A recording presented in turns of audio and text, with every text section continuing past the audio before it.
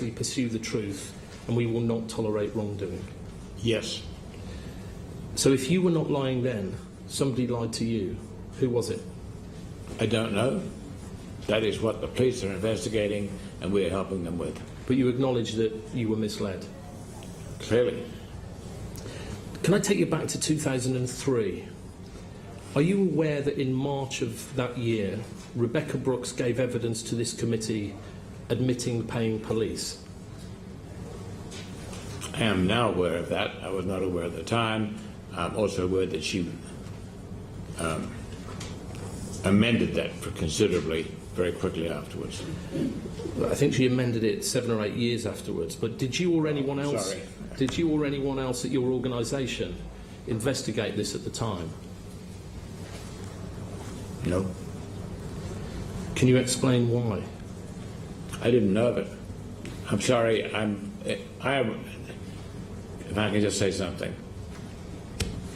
and this is not as an excuse, maybe it's an explanation of my laxity. The News of the World is less than 1% of our company. I employ 53,000 people around the world who are proud and great and ethical and distinguished people, professionals in their life, and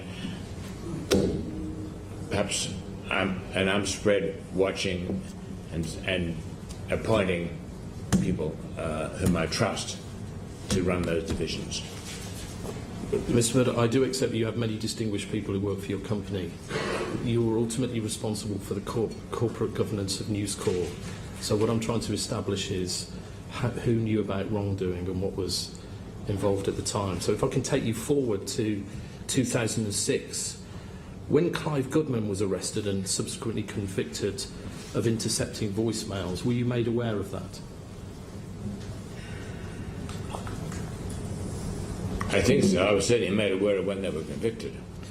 And what did News International do subsequent to the arrest of Clive Goodman and Glenn Mulcair to get to the facts? We worked with the police on further investigation, and eventually we appointed, I think very quickly appointed, a very leading firm of lawyers in the city to investigate it further. I'll come to you. I'll come to you in a minute, sir. I'll just let me finish my line of questioning, and I'll come to you. What did you personally do to investigate that after Mr. Goodman went to prison? You were obviously concerned about it. I spoke to Mr. Hinton, who told me about it. Okay. Can I ask, in 2008, another 2 years, why did you not dismiss News of the World Chief Reporter Neville Thurlbeck following the Mosley case? I'd never heard of him. Okay. Despite a judge making clear that Thurlbeck set out to blame 2 of the women involved? I didn't hear that. A judge made it clear that Thurlbeck set out to blackmail 2 of the women involved in the case. That is the first I've heard of that. So none of your UK staff draw your attention to this serious wrongdoing, even though the case received widespread media attention? I think my son can perhaps answer that in more detail. He was a lot closer to it. I'll come to your son in a minute. So despite the fact that blackmail can result in a 14-year prison sentence, nobody in your UK company brought this fact to your attention? The blackmail charge, no. Do you think that might be because they knew you would think nothing of it? No. I can't answer. I don't know. Do you agree with Mr. Justice Eadie when he said that the lack of action discloses a remarkable state of affairs at News International? No. Mr. Murdoch, a judge found a chief reporter guilty of blackmail. It was widely reported. He says it was a remarkable state of affairs. Why didn't he put him in jail? Because it was a civil case.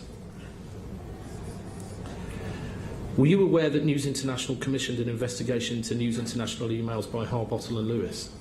Was I aware that News International commissioned an investigation into News International emails by the solicitors firm Harbottle and Lewis? Yes, I didn't appoint them, but I was told of it happening. You claimed in the Wall Street Journal that Harbottle and Lewis had made a major mistake. Can I ask what mistake you were referring to?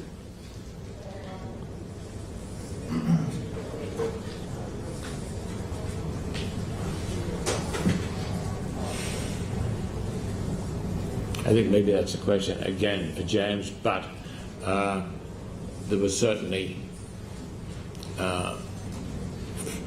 when we examined it, re-examined that, we found things which we immediately went to council with to get advice on how to present it to the police. In their written response to this committee's questions, are you aware that News International stated that both John Chapman and Daniel Cloak reviewed these emails before forwarding them to Harbottle and Lewis? No. So that nobody in the company told you that two of your executives had reviewed the emails back in... I thought that I was under the understanding that everything had been sent to them. Okay. You are aware that Lord MacDonald QC has since reviewed the emails again on behalf of News International, are you not? Yes.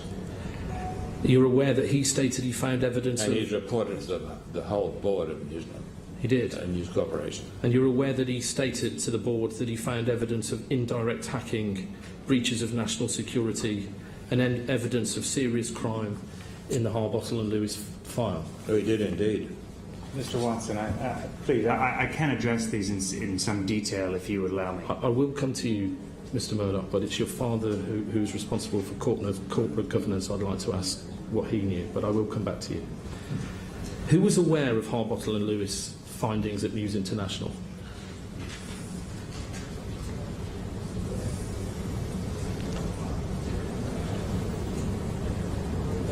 He went to the senior officials of News Corp, certainly the top legal officer. So Tom Crone or Les Hinton? No. No. Were you informed He about was it? not they were not the top legal officers. Who are the top legal officers? You can answer that. Mr. John Chapman was the top legal officer